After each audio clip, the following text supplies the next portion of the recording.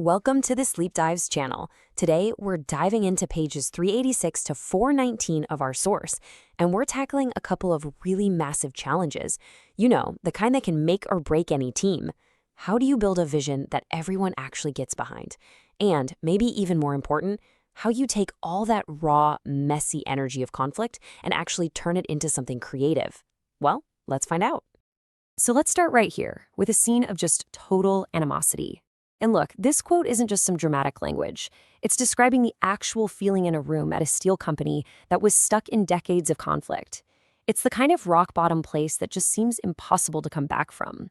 So first, we're going to unpack how things get this bad, and then we'll look at the incredible tools they use to turn that hate into something truly amazing. So, where does this kind of mess usually begin? Well, as we're about to see, a super common but critical failure point is the leader themselves. It's about how even the ones with the best intentions can accidentally slam the brakes on progress and just shatter trust. Okay, this is such a brilliant way to think about it. Normally, in a hierarchy, all the power flows down, right? But when you genuinely ask people to create something together, you reverse that current. All of a sudden, you've got this massive surge of ideas, of feedback, of pure energy flowing up from the team. And if the leader isn't ready to handle that kind of voltage, well, they can, as it says here, blow a fuse. And what happens when that fuse blows? Well, this slide lays out the fallout perfectly. It's not just some small hiccup, it's a fundamental breach of trust. That unspoken promise of openness, it's broken. The team learns a really dangerous lesson. Your ideas are welcome, but only until they make things uncomfortable. And according to our source, the only way to even begin to fix that is for the leader to be brutally honest about what really forced them to pull the plug. So, how do you stop this from happening in the first place? Well, the solution doesn't start with trying to fix the leader. It starts by making the whole system stronger. And step one is building a vision that is genuinely shared by everyone. All right, let's look at a really practical tool for this. This isn't about writing some fluffy mission statement nobody reads. It's a really simple two-step process. First, the team gets together and paints this super vivid, detailed picture of their ideal future. Then, you come crashing right back down to earth with an honest look at where you are today. And the magic happens in that gap between those 2 points. It creates this powerful creative tension that makes the whole journey feel both urgent and totally possible. You know, a vision without a plan is just a nice daydream. So to make it real, the team has to define these strategic priorities. Just think of them as the big, concrete chunks of work that have real, measurable results. They're like the stepping stones that get you from your current reality to that future you just imagined. And here's a perfect example of what that looks like. See how it's not vague at all? 80% of our managers will be trained in facilitating dialogue by mid-1995. It's specific, it's measurable, it has a deadline, it's a concrete action that you can see directly builds towards that bigger vision of a more collaborative company.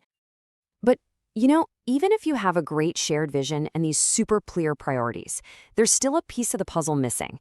The team needs a discipline for learning together. And as our source makes really clear, that discipline, it lives or dies by the quality of the team's conversations. Okay, this part is so important. The word discussion, it actually shares a root with words like percussion and concussion. It literally means to smash things to pieces. It's a battle, an advocacy war where the whole point is to win. But dialogue, well, that comes from roots that mean meaning flowing through. It's a collective exploration where the goal isn't for one person to win, but for everyone to see a bigger, more complete picture together. And that's the ultimate goal of dialogue. Team learning isn't about doing trust falls or going on company picnics. No, it's about reaching this state of true alignment, where a team just functions as one single whole unit. The source uses the legendary Boston Celtics basketball dynasty as an example, a team where the players just seemed to know what the others were thinking, acting with this unified, almost telepathic kind of intelligence. I just love this analogy. A skillful discussion, that's like chamber music. It's structured, everyone plays their part, it's really valuable for making a clear decision. But dialogue, that's more like jazz. It allows for improvisation, for new ideas to just emerge out of nowhere. It creates a collective feeling in the moment that no single person could have possibly come up with on their own. Okay, so let's see what happens when you put these ideas, shared vision and real dialogue, into practice. Let's look at how they transformed a real company that was, and I'm not exaggerating here, absolutely crippled by decades of hostility. I mean, this timeline is just staggering, isn't it? Just look at the shift at this steel manufacturer, GS Technologies. In just a couple of years, they went from a state of what was basically open warfare, we're talking hundreds of grievances, pure hatred, to a genuine partnership. A partnership so functional that management and the union started giving presentations together to the outside world as one single team. So how on earth did they pull that off? Well, the key, it turns out, was trust. Instead of management creating some program and forcing it on the union, they did something pretty radical. They invited the union to help design it with them right from the very beginning. And the result? The union president himself says they saved $5 million just by finally talking to each other and using the collective brain power that was sitting there the whole time. And this brings us to the core concept they came up with. They called their dialogue space the Cauldron. And for a steel mill, it was the perfect metaphor. A place that could safely contain all the intense heat of their history, all their anger, all their mistrust, and use that very same energy to forge something new, something stronger, a shared purpose.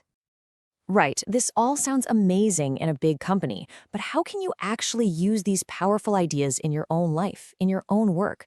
How do you start building your own, maybe smaller, cauldron? Well, the good news is you don't need some huge corporate initiative to get started. You can begin in your very next meeting. Just try this. For every point you make, every time you advocate for your view, just ask one genuine question to understand how someone else sees it. For a few minutes, just try to suspend your own assumptions and listen, really listen. These tiny little shifts can make your conversations better almost instantly. So let's wrap this all up. What are the core lessons from this incredible story? This journey from absolute hate all the way to creative collaboration? It really just boils down to these three connected ideas. First, you have to build a vision that is genuinely shared, one that everyone helped create. Second, that vision only becomes real through the discipline of true dialogue, moving from trying to win arguments to creating shared meaning. And finally, that dialogue needs a safe place to happen, a cauldron that's strong enough to hold all that heat and transform it into the energy of trust. In the end, this all comes down to the conversations we decide to have. So I'll just leave you with this question to think about. When you look at your own work, your own life, what is just one conversation, just one, that you can try to elevate this week, using some of the ideas we've talked about today?